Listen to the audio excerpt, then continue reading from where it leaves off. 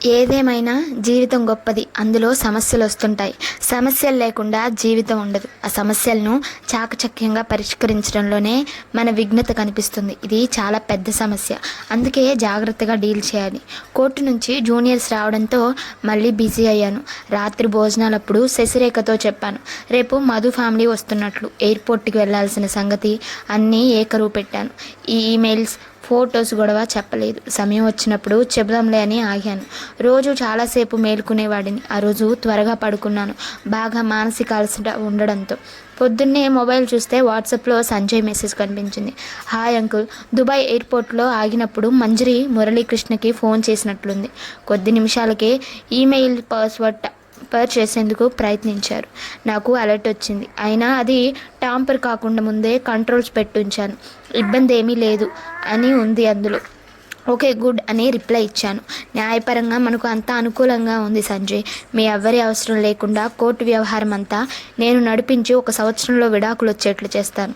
అంతా ఆలోచించి ఉంచాను. మంజరికి కూడా ఇబ్బంది లేని విధంగా అంతా జరుగుతుంది. కీప్ కూల్ అని సంజయ్కి మెసేజ్ పెట్టాను. త్వరగా రెడీ అయ్యి మధు కోసం వెయిట్ చేస్తున్నాను. మా ఇంటికి ఎయిర్పోర్ట్ దగ్గరే, అరగంటలో వెళ్ళొచ్చు. 8 గంటలైంది. మధు వాళ్ళు వచ్చారు. ప్రవళిక శృతిని చూస్తే మావిడి శశికి ప్రాణం లేచొస్తుంది. ఎదురెళ్ళి వాళ్ళను లోపలికి తీసుకొచ్చింది. నేను ఇచ్చిన ధైర్యంతో మధు కొంచెం రిలాక్స్డ్గా ఉన్నట్లు కనిపించాడు.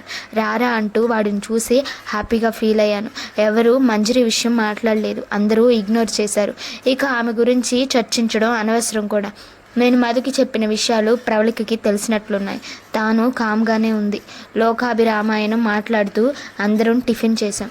మధు వాళ్ళు వస్తే శశి వాళ్ళకి నచ్చిన వంటలు చేస్తుంది. వాళ్ళ ఇంటికి వెళితే మాకు నచ్చినవి చేస్తారు. శృతి జోక్స్ వేసి నవ్విస్తోంది అందరినీ. ముందే చెప్పినట్లు శృతి మా రెండిళ్ళకి ఒక్కతే ఆడపడుచు. సరే అని అందరికీ చెప్పి నా కారులో ఎయిర్పోర్ట్కి బయలుదేరాం. మధుది బాంకు కారు, అందులో డ్రైవర్ అది ఉంటాడు. ఎందుకులే దారిలో ముఖ్య విషయాలు చెప్పొచ్చు కదా అని నా కారులోనే బయలుదేరాం. మధుకి అన్ని విషయాలు చెప్పాను. చాలా ఆశ్చర్యం, దానితో పాటు ఆవేశం కలిగాయి మధుకి. వాడికి నువ్వు ఏమి మాట్లాడొద్దని సూచనలు ఇచ్చాను. అంతా నేను చూసుకుంటానురా, నాది పూచి, నువ్వు ఏమీ కలుగు చేసుకోకు. నీ అవసరం ఉంటే నేను ముందే చెప్తానని చెప్పాను. సరేరా, నువ్వు ఎలా చెప్తే అలా అన్నాడు మధు. కార్ ఎయిర్పోర్ట్లో పార్క్ చేసి ఇంటర్నేషనల్ అరైవల్స్ దగ్గరికి వెళ్ళాము. కరెక్ట్గా 9 అయింది టైం. అప్పటికే ముకుందరావు వాళ్ళు వచ్చున్నారు. ముకుందరావు భార్య, పెద్ద కూతురు, అల్లుడు కనిపించారు. మమ్మల్ని చూసి ముకుందరావు విష్ చేశాడు. మధుకి చాలా కోపంగా ఉంది. బదులివ్వలేదు. నేనే హలో అంటూ పలకరించి ఆ పక్కనే ఖాళీగా ఉన్న రెస్టారెంట్లో కూర్చుందామని చెప్పాను. ఫ్లైట్ వచ్చేందుకు ఇంకా గంట టైం ఉంది. మంజరి వచ్చేలోపు కొన్ని ముఖ్య విషయాలు వాళ్ళకి చెప్పేస్తే వాళ్ళు కూడా తయారుగా ఉంటారు అనుకున్నాను. రెస్టారెంట్ అంతా ఖాళీగా ఉంది. ఒక మూల డిస్టర్బెన్స్ లేని చోట ఉన్న టేబుల్ దగ్గర అందరం కూర్చున్నాం. ముకుందరావు పలకరిస్తున్నా మధు అస్సలు అతని వైపు చూడటం లేదు. వాడికి చాలా కోపంగా ఉంది. అది సహజమే. మంజరి సంజయ్ ప్రాణాలతో చెలగాటమాడింది. ఎంతో అపాయకరమైన పరిస్థితి నుంచి సంజయ్ బయటపడ్డాడు. అది కేవలం వాడి అదృష్టం. అదే తను ఇండియాలో ఎక్కడైనా వర్క్ చేస్తుంటే చాలా డేంజర్ జరుగుండేది. అలా ప్లాన్ చేశారు మంజరి, మురళీకృష్ణ.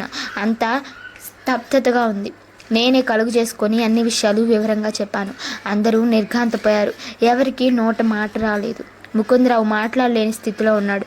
మంజరి తల్లి ఏడ్చేసింది. మంజరి అక్క తనని ఓదారుస్తోంది. వాళ్ళకి అంతా అయోమయంగా ఉంది. నా వెంట తెచ్చిన బ్యాగ్లో నుంచి ట్యాబ్ తీసి చుట్టూ ఎవరు లేరని నిర్ధారణ చేసుకొని మంజరి తల్లి, అక్కకి ఒక ఫోటో చూపించాను. వాళ్ళకి దిమ్మ తిరిగిపోయింది.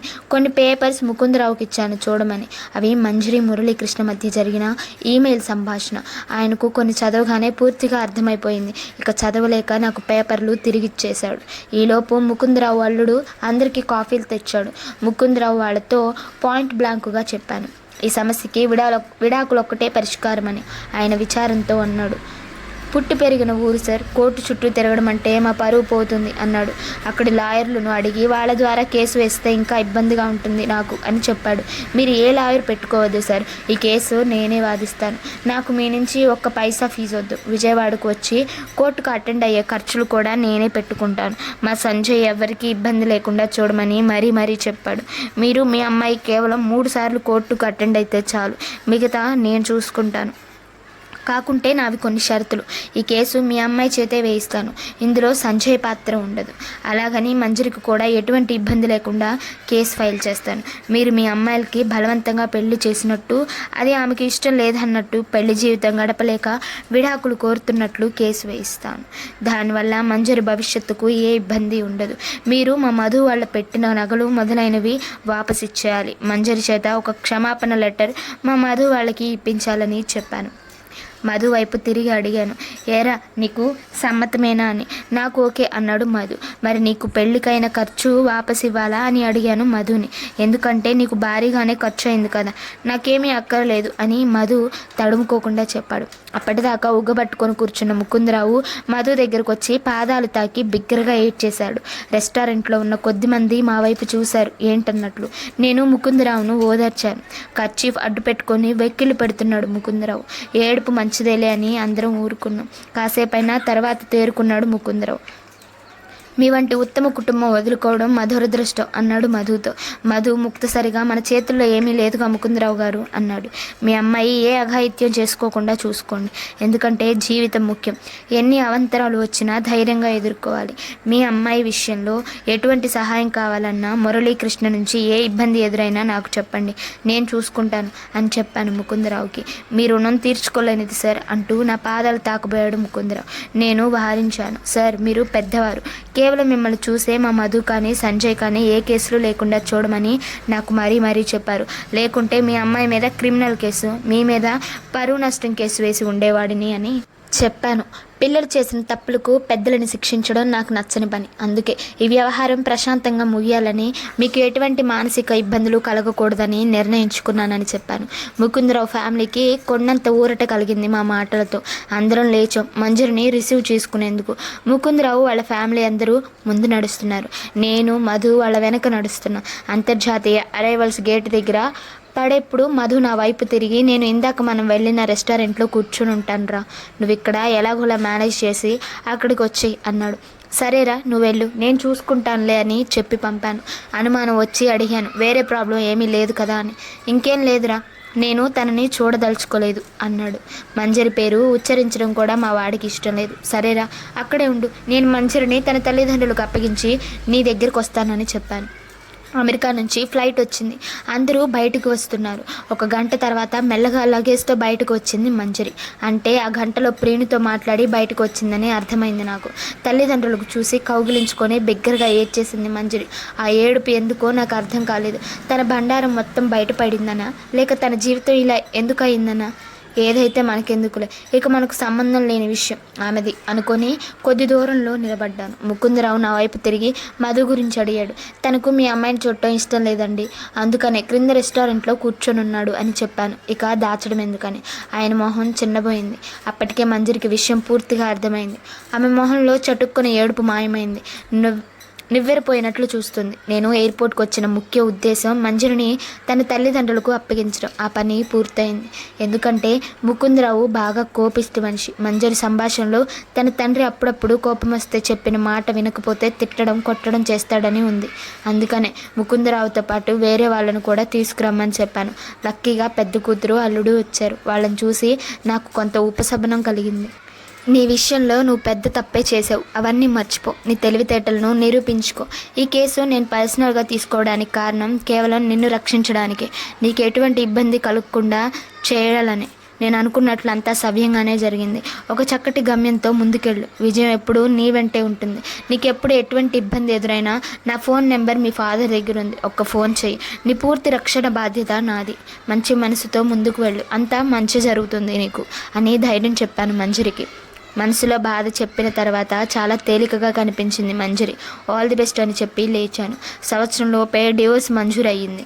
డివోర్స్ జడ్జిమెంట్ కాపీ రాగానే ముకుందరావుకు మంజరి క్రియేట్ చేసిన ఫేక్ ఈమెయిల్, ఫేస్బుక్ పాస్వర్డ్స్ అప్పచెప్పాను. ఆ పాస్వర్డ్స్ నా ముందే సీక్రెట్గా మార్చుకోమని చెప్పాను. నా దగ్గరున్న పెన్ డ్రైవ్ కూడా ఇచ్చాను. అన్నీ డిస్ట్రాయ్ చేయమని మరీ చెప్పాను. అవి ఉంటే మంజరి జీవితానికి భవిష్యత్తులో చాలా ప్రమాదం అని చెప్పాను.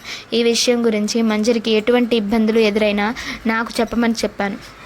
ఇక మధు సంజయ్ విషయానికి వస్తే ఎవరు కోర్టుకు రాకుండానే డివోర్స్ వ్యవహారం పూర్తయింది. మా మధు కుటుంబం అంతా ఇది ఒక కలలా ఇప్పుడిప్పుడే మర్చిపోతున్నారు. తమ కుటుంబానికి పెద్ద ఆపద తప్పినందుకు గొప్ప రిలీఫ్గా ఫీల్ అయ్యారు. మా విడాకులు, భువిలో పెళ్లికి, దివిలో తాంబూలాలు, ఇది నానుడి. మరి నేడు విచ్చలవిడితనం రాజ్యమేలుతుంది. పెళ్లి పవిత్రతకి కాలం చెల్లింది. 7 అడుగులు 3 ముళ్ళు నాతి చరామీలు అన్నీ హుల్లక్కయ్యాయి. నేడు జరిగిన పెళ్లికి మరునాడు విడాకులు. రిజిస్టర్ మ్యారేజ్కి డబ్బులే విలువయ్యాయి. మా విడాకులు ఎండిపోకముందే విడాకుల సంతకాలకు కళ్ళాలొచ్చాయి. పవిత్ర బంధాలు అర్థం లేనివయ్యాయి. కుర్రకారు పరుగులో పెద్దవాళ్ళ మాటలు పెదవి దాటట్లేదు. ప్రేమ ఒకరితో, డేటింగ్ ఒకరితో, పెళ్ళి ఒకరితో. ఎలా వెళ్తున్నాం మనం? పెళ్ళికి మనసొద్దా? వివాహ బంధానికి విలువే లేదా? పెళ్ళంటే 100 ఏళ్ల పంటే కాదు, పవిత్రమైన అనుబంధం కూడా. ఇరు మనసులు ఒక్కటై జీవితాంతం కలిసుంటూ ఒకరికొకరు ఆప్యాయతలు పెనవేసుకొని తమ ప్రేమకు ప్రతిరూపాలుగా చక్కగా కుటుంబాన్ని విస్తరించుకొని ఆడుతూ పాడుతూ అన్యోన్యంగా అవసరమైన బేజాషులకు తావు లేకుండా ఒకరికొకరు అర్థం చేసుకొని 100 ఏళ్ల జీవితాన్ని ఆనందమయం చేసుకుంటూ తల్లిదండ్రుల అడుగుజాడల్లో నడుస్తూ ముందుకు సాగాలి. మనోనిశ్చయంతో ఇకనైనా వివాహం విలువల్ని గుర్తెరిగి భౌతికవాదానికి స్వస్తి పలికి సాంప్రదాయాలకు పెద్దపీట వేద్దాం. పెళ్లికి పూర్వ వైభవం తెద్దాం. కుటుంబ వ్యవస్థకు తలవంచుదాం. సంతోషంగా జీవనం సాగిద్దాం. ఆరంభం ఒక్క అడుగుతోనే. మార్పుకు శ్రీకారం చుట్టి ముందుకు సాగుదాం. ఉత్తమ ఆశయాలను స్వాగతిద్దాం. కథ నచ్చినట్లయితే లైక్ చేసి సబ్స్క్రైబ్ చేసుకోండి.